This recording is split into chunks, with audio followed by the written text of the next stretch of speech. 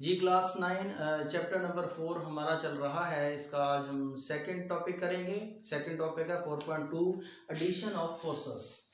Chapter number 4 और topic है हमारा 4.2 एडिशन ऑफ फोर्सेस।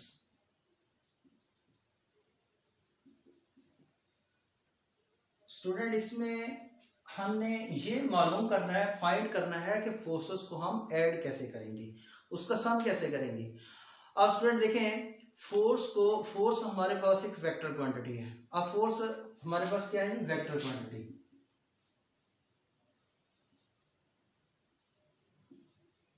वेक्टर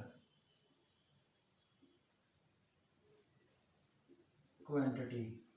अब स्टूडेंट, जो वेक्टर क्वांटिटी होती हैं उनको रिप्रेजेंट करने के लिए, जाहिर करने के लिए दो चीजों की हमें जरूरत होती है। एक उसकी न्यूमेरिकल मैग्नीट्यूड होती है और दूसरी उसके साथ हम डायरेक्शन को मेंशन करते हैं। तो वेक्टर क्वांटिटी के लिए हमें दो चीजों की जरूरत होती है। एक होती है मैग्नीट्यूड प्लस डायरेक्शन। अब अगर हम गौर करें, वो क्वांटिटी जिनको एक्सप्रेस करने के लिए सिर्फ मैग्नीट्यूड की जरूरत होती है और उसको हम आम मेथड से ऐड करते हैं। मिसाल के तौर पे हमारे पास मैस है। मैस एक है जो कि हमारे पास स्केलर क्वांटिटी है। मैस को रिप्रेजेंट करने के लिए डायरेक्शन की जरूरत नहीं होती। टू बॉडीज हैं, मिसाल के तौर पे M1 एक बॉडी है और इसके बाद एक M2 बॉडी है।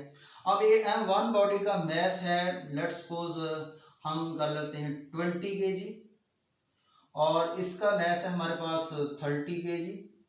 अगर हमने इसको ऐड करना है तो सिंपल मैथमेटिक रूल्स हैं, एडिशन वाला मैथमेटिक रूल लगाते हुए हम इसको ऐड करेंगे, यानी 50 kg हमारे पास इन दोनों बॉडीज का एडिशन आएगा, दोनों बॉडीज का सम अप आएगा। अगर हम बात करें वेक्टर क्वांटिटी की जिसमें आती है फोर्स, मिसाल के तौर पे फोर्स है हमारे पास, फोर्स है, कुछ फोर्सेस हैं। मिसाल के तौर पे एक फोर्स F1 है और एक हमारे पास F2 है।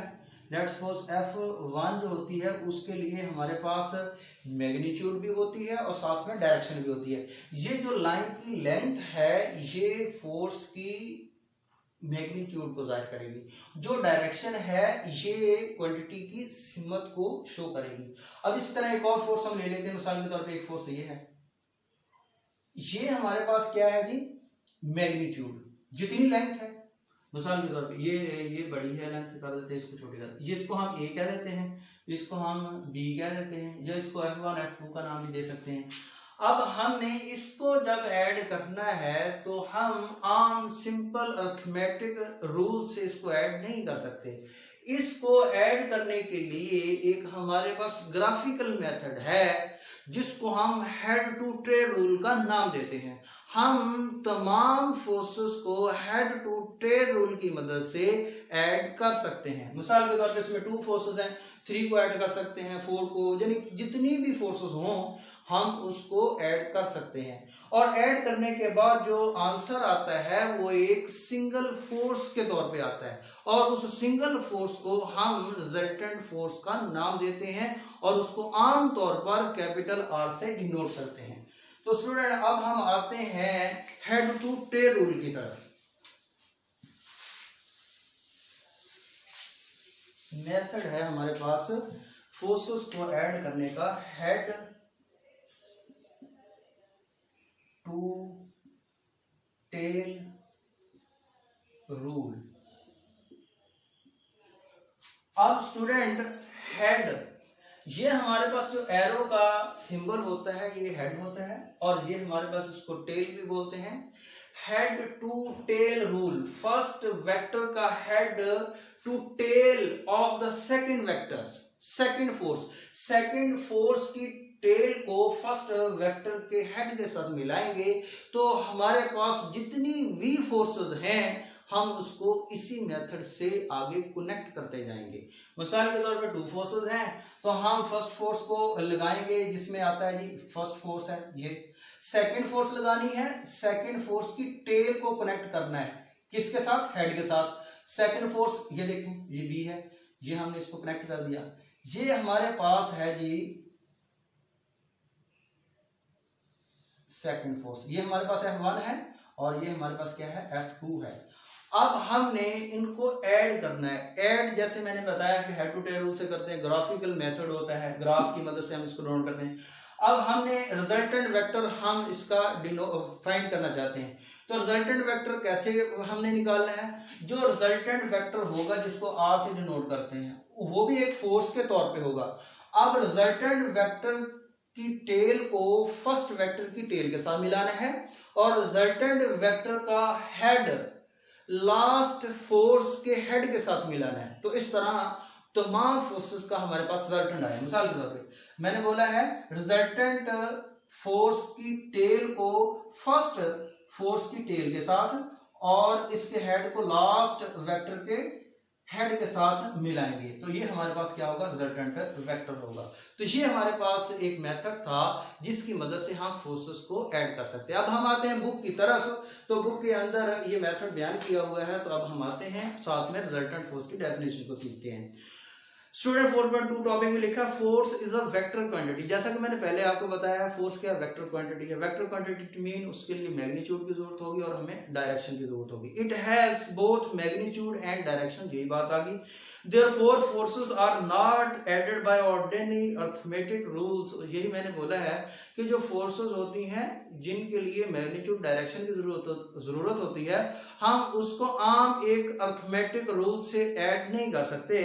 When forces are added we get resultant force। जब फोर्सेस को ऐड करते हैं तो हमारे पास रिजल्टेंट फोर्स एक्ट करती है, यानी रिजल्टेंट फोर्स हासिल होती है। जैसे मैंने पहले मैसेज वाली एग्जांपल आपको बयान की है, वो स्केलर क्वांटिटी को हमने वैसे ही ऐड कर लिया था।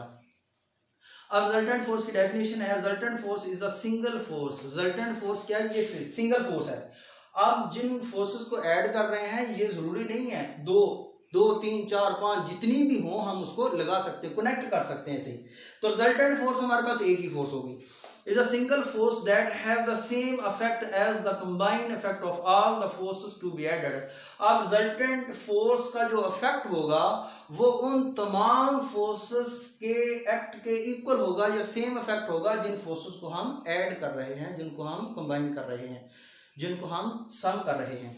अब स्टूडेंट नेक्स्ट लिखा हुआ है one of the method for addition of forces is the graphical method. एक मेथड ग्राफिकल मेथड है फोर्सेस को ऐड करने का। In this method in method में forces can be added, forces को ऐड किया जा सकता है added by head to tail rule of vector addition, यानी वेक्टर एडिशन में हेड टू टेल रूल की मदद से। अब देखें स्टूडेंट्स ने एग्जांपल दी हुई साइड पे फोर्सेस है हमारे पास, ए फोर्स है और साथ में बी फोर्सेस हैं।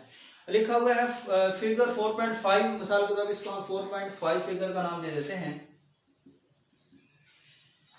Show a graphical method of vector addition, first select a suitable scale.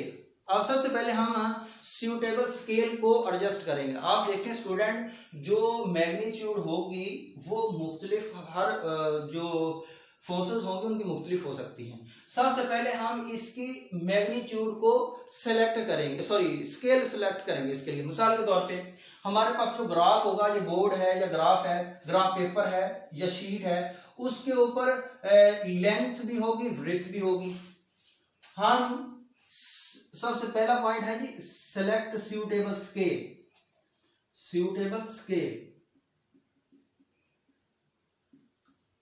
अब सूटेबल मीन मुनासिब स्केल आपने एडजस्ट करना है कि हम उतनी तमाम फोर्सेस का स्केल इस तरह एडजस्ट करें कि जो उसकी डायग्राम है या वेक्टर एडिशन है जो इसकी एक ग्राफिकल वे बनता है वो एक क्लियर बन सके। अब मिसाल के तौर पे हम सेंटीमीटर में उसकी लेंथ है, हम कह देते हैं कि 1 सेंटीमीटर जो है वो 2 न्यूटन के इक्वल है। अब इसके हम इसी तरह पीसेस का लेते हैं, ये हमारे पास 1 है, ये 2 है, ये 3 है, ये 4 है। अब हम कहते हैं कि 1 सेंटीमीटर 2 न्यूटन के इक्वल है। इट मीन 1 सेंटीमीटर ये है, 2 सेंटीमीटर ये है, 3 सेंटीमीटर ये है, इट मीन ये 4 सेंटीमीटर ये है। तो इट मीन 2 न्यूटन की फोर्स यहाँ पे होगी, 2 की यहाँ पे होगी, 2 की यहाँ पे होगी, 2 की यहाँ पे होगी, टोटल जो होगी वो 8 न्यूटन की फोर्स 4 सेंटीमीटर तक होगी या रिप्रेजेंट करेंगे। इस तरह हम इन तमाम फोर्सेस के लिए सूटेबल स्केल को एडजस्ट करना है। लिखा हुआ है जी, then draw the vector of all forces according to scale. उसी स्केल के मुताबिक तमाम फोर्सेस को, वेक्टर को हमने ड्रॉ करना है। Such as vector A and B, जैसे ए और बी वेक्टर के लिए take any one of the vector as first vector. तमाम वेक्टर में से एक वेक्टर को आपने फर्स्ट वेक्टर लेना। जैसे जब मैंने ए ले लिया है, जब वन इसको कहा था, इसको ए कह देते हैं, ए वेक्टर है। तो then draw next vector B such that, B vector को इस तरह ड्रॉ करेंगे, its tail coincide with the head of first vector. तो इसकी टेल कोइंसाइड कहते हैं मिलने को, इसकी सेकंड वेक्टर की टेल फर्स्ट वेक्टर के हेड के साथ कोइंसाइड कर जाए।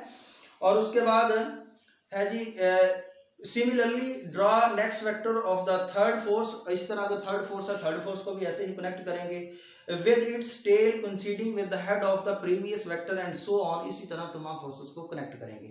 now draw resultant vector। तो अब हम ड्रॉ करेंगे resultant vector such that its tail is at the tail of vector A। ऐसे ही बोला बच्चे मैंने, जो resultant vector की टेल है वो फर्स्ट वेक्टर की टेल के साथ कोइंसाइड करेगी, और इसका जो हेड है वो लास्ट वेक्टर के हेड के साथ कनेक्ट करेगा। तो while its head is at the head of last head of vector B, यानी बी वेक्टर के हेड के साथ कोइंसाइड करें।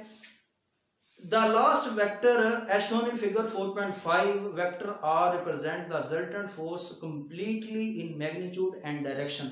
तो ये जो रिजल्टेंट वेक्टर हमारे पास बना है, इसकी डायरेक्शन भी होगी और मैग्नीट्यूड भी होगी, और इसका जो इफेक्ट होगा वो तमाम फोर्सेस के कंबाइन इफेक्ट के इक्वल होगा।